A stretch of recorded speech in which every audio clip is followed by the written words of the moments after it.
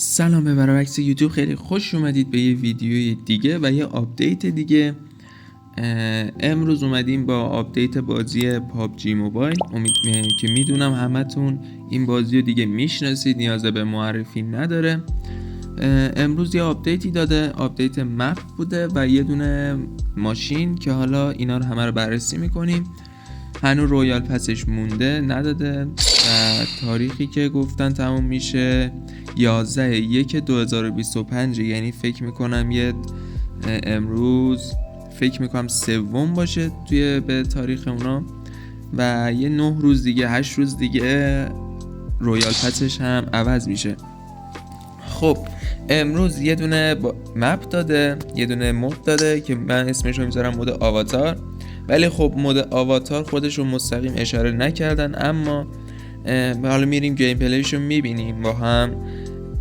چیزایی که داره توی این مود، قابلیتایی که توی این مود داره میتونین همینجا ببینیم. یکی از قابلیتاش قابلیت باده که شما میتونید سریعتر جا به جا بشید و یکیش همین آتیشه که شما میتونید با آتیش زدن دمیج زیادی رو به انمی وارد کنید و یه دونه قابلیت دیگه هم داره، اینه که میتونید شما یه پرش رو داشته باشید. حالا پرش به معنی این نیست که برید جلو، فقط میپره و برمیگرده همین. و یه دونه قابلیت آب رو دارید که واسهتون دیوار آب درست میکنه.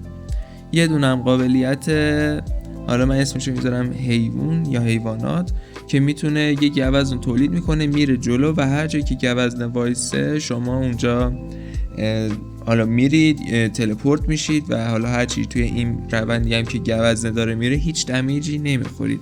حالا پرکارآمدتریناشون به نظر من یکی باده، یکی هم همین آب که حالا میتونید تو موقعیت‌های حساس ازش استفاده کنید. آب که میگم یه دیوار میسازه، یه سنگر خوبی واسهتون میشه و باد هم که میتونید سریع جا به جا بشید و اگه توی مثلا محیط بازی هستید و یکی داره بهتون تیر میزنه سریع میزنید و جا به جا میشید.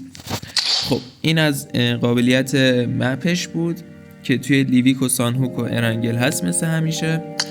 و یه دونه از آپدیت هایی که یه دونه قابلیت هایی که اومده و ایونت هایی که جدید اومده، همین ایونت دوت هست که شما با یوسی خرج کردن و اسپین کردن حالا این گردونه، به اصطلاح گردونه رو میچرخوید و اگه شانستون بزنه میتونید ماشین رو داشته باشید. اما این بود از آپدیتی که امروز داده. حالا ما میریم یه گیم پلی هم میبینیم و از بازی برمیگردیم. خب این بود از گیم پلی بازی. یه خورده بعضی جاهاشو سوتی دادیم، عیبی نداره، ولی خب وین تونستیم بگیریم، این خیلی خوبه و خیلی از قابلیت ها هم تونستیم ببینیم و حالا تصمیم بگیریم که چجوری توی بازی ازشون استفاده کنیم. من حالا آتیشو برداشته بودم که دیدین زیاد به کارم نیامد واقعا، یعنی موقعیت های حساس اصلا به کارم نیامد و اینکه خودم بودم و تفنگ خودم به اصطلاح. خب این بود از ویدیوی امروز.